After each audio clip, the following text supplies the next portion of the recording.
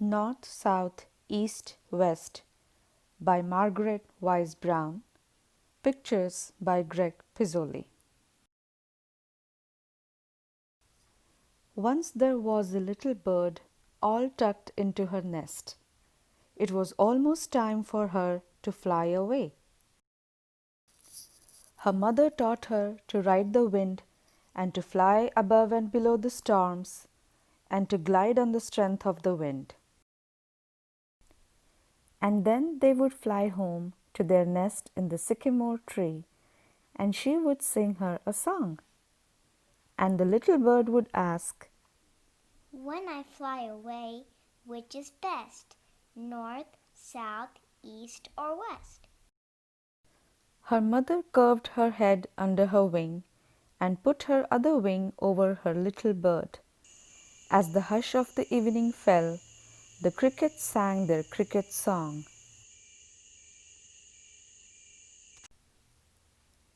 And the little bird dreamed from the warmth of the nest of the north and the south and the east and the west.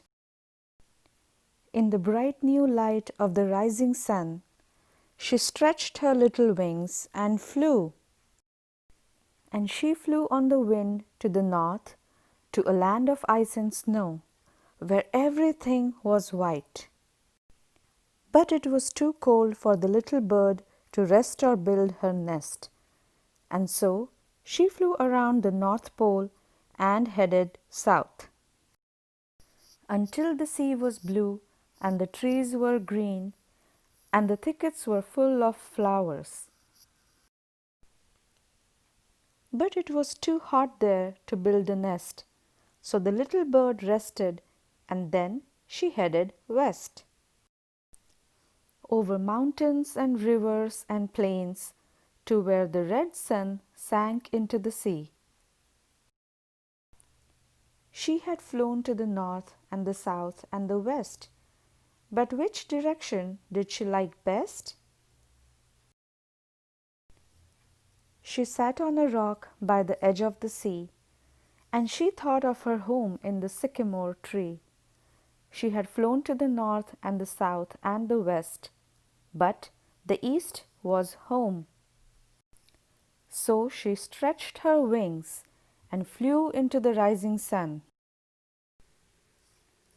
Over the high mountains, over the deep canyons, over the great forests and plains she flew,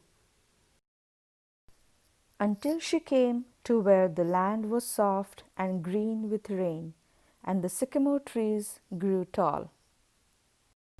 In the spring, when the wild birds sing in the wild green forests of the east, the little bird, a big bird now, sang to her eggs the song her mother had sung to her, until her little birds cracked out of their shells.